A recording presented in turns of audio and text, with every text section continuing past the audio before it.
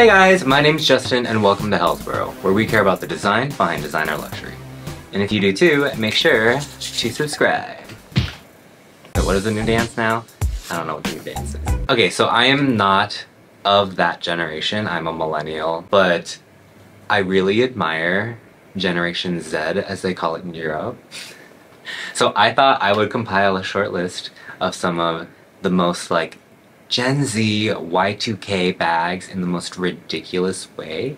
And when I say ridiculous, I mean these bags are ugly, these bags are dumb, and these bags are stupid, and I love them for all of those reasons. But let's just dive in. So I'm pretty sure everyone here is familiar with the Prada re-edition. That nylon shoulder bag feels very like Y2K, Gen Z loves it. It's actually just really trendy now. I know some people in my own personal circles who have that bag or bags inspired by that bag. Let me tell you, when I saw this bag, I thought it was a joke. I'm pretty sure it is a joke, but like in the best way possible. So this first bag is from a brand called Prayingg, and it's God's favorite rhinestone bag in pink. I mean, first off, let's just take this in. Or wherever it is. If you remember like Y2K, like that kind of fashion was all about like slogan tees, like words printed on your t-shirt. It was about bejeweling every single thing you own, and let's just reflect on how this bag hits all of those marks in such a perfect way. It is pink nylon. It is a shoulder bag. It has a slogan on it. It is hilarious in that the slogan says God's favorite, and that slogan is made out of rhinestones. Like this bag, comically genius. I think it's also kind of a cute look too. It's a really nice pink, and then having the rhinestones it's not my personal style, but I think I would carry this, honestly I would carry this as like an everyday bag. If I would, because like, who wouldn't want to be known as God's favorite, you know? So this next bag is insane. It's actually wild that this bag is something that you can buy. So it's from Collina Strada, and it's called the Frog bag. So if you're not familiar with Collina Strada, they're very known for like their maximalism, pattern clashing, these like fun like shapes and colors and all that good stuff. And this bag is no exception. It's raffia, so it's a natural fiber bag that's been crocheted into a shape of a frog, but then it has like this like duotone, like black and hot pink, kind of those like rainforest frogs that like, I forget if it gets you high or it kills you if you lick it. It's one of the two. But like the fact that it's just basically like that and you stuff stuff into its mouth, I think is hilarious. It is like Gen Z, like maximalist aesthetic, that kind of like, I wear whatever patterns I want, whatever shapes I want, this is my style. I think this bag is a perfect addition to anyone who has that kind of style. Again, this is not my style. I do admire it and I do love it, and I think if I saw someone carry this bag in real life, I would compliment them and I would say, I love your bag. I think it's hilarious and you look great in it. Like,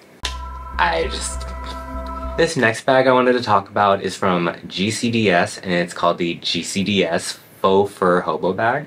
So basically, if you were looking at that God's favorite rhinestone bag from Prayingg and you're like, yeah, it's cute, but it doesn't have that kind of like tactile experience that I really want. I want to be able to like rub my bag, pet it, nurture it, and care it, and watch it grow. Okay, then I guess this is the bag for you. It's again this kind of like shoulder bag shape, but then half of the strap has these like loose-sidey plastic chain links on it, which I think adds like a nice little texture that is actually a really smart contrast from the faux fur. The fur adds some softness, but then the brand being printed on the side adds a little bit of that edge, and then the chain links being added onto the strap adds a little bit of like, okay, I don't know if I'm gonna sound crazy, but it adds a little bit more like smoothness that I think like if it was just the fur bag, I think it would be just, it would feel kind of kiddie, so then it adds a little bit of that more mature feel, even though it's like, it's clear plastic chains. Like, I don't know. There's something about it that like, it tickles my brain in all the right places, so like, yeah, it's cute. I don't know what that was. So this next bag I want to talk about, I actually like, and I'm actually considering getting something from this brand. Maybe not this exact bag, but like, I don't know, we'll figure it out. But the bag I want to talk about is from Simone Rocha. The bag is called the Micro Heart Bag with Pearl Strap, and that's literally what it is. So Simone Rocha has, I would say, kind of like developed this kind of pearlescent, pearly, kind of like creamy white with a little bit of iridescence, but like not that crazy like hologram iridescence. But then for me, what really sets this bag apart from some of the other bags that have existed under this label is that it's a little heart. It's like a little pearly, eggshelly heart. And then it has a pearl strap. If I'm thinking of the type of person to wear this, it would be someone who has that kind of like gothic-esque, Lolita-esque kind of like way of dressing. Maybe like the kind of person who like shaves off their eyebrows so they can draw their eyebrows out. That's it. Oh my god, I think I just had a stroke. This bag would be perfect for the kind of person who like shaves off their eyebrows and draws them on themselves. Like, it's a really soft feminine bag in the finish and the shape, but then the material is super hard because it is this kind of like plasticky shell. But then you like contrast it with this kind of like edgy look where it's either that like industrial metal-y kind of look or something that's like uber feminine but in a way that still has that like edge to it. I think this bag is like perfect for that kind of person. So I know there's already been like kind of a theme that we've been seeing. It's like, is it pink or is it like small or is it heart-shaped or whatever? And this next bag is definitely not an exception to that. So this next bag I want to talk about is from Vivienne Westwood, and it's the Ella Heart Mini Backpack. This is like a tiny little backpack done in vegan leather, and it has like the Vivienne logo, like planet logo. Did I say logo already? It has a Vivienne logo. Oh my god, I think I just had a stroke. So basically it's this heart-shaped bag that it's like this big. So it's like, I honestly don't know what you would put in it, but that's kind of like the whole thing for me. And like, the kind of person that I envision wearing this is the kind of person who does small pants, big shoes. It's like a thing, right? It's a thing. It's a thing. Of course, it's Vivienne Westwood, so it does have that like punk aesthetic to it. But then having that kind of like cute dainty thing up top where you also have like your small shirt and then you have your big pants and big boots, it really just helps like create that like asymmetry in the proportions that you have on your body. I think that'd be perfect. I also just love that it's like a tiny little backpack. And I do like the thickness of the straps compared to like the size of the bag. It's like really, it's kind of funny to me. So I also love this one. Alright, we're gonna have another weird one. So this one is from Ottolinger, and this bag is called the, hold on, Signature Baguette Bag Furry Black. I read that. If you're familiar with Ottolinger, they do a lot of very, let's call them interesting textures. Like they had some jewelry where the earrings were these very like baroque-y, like big jewels and like the little like clear crystals going around it, but then they like dipped it in like latex and you had like the latex tail like curling out from it. It's just about this combination of like very high-low mixing textures and almost like an uncomfortable way. For example, the earrings, it's almost like, oh my god, they ruined that pair of earrings, but like that's kind of the whole point, right?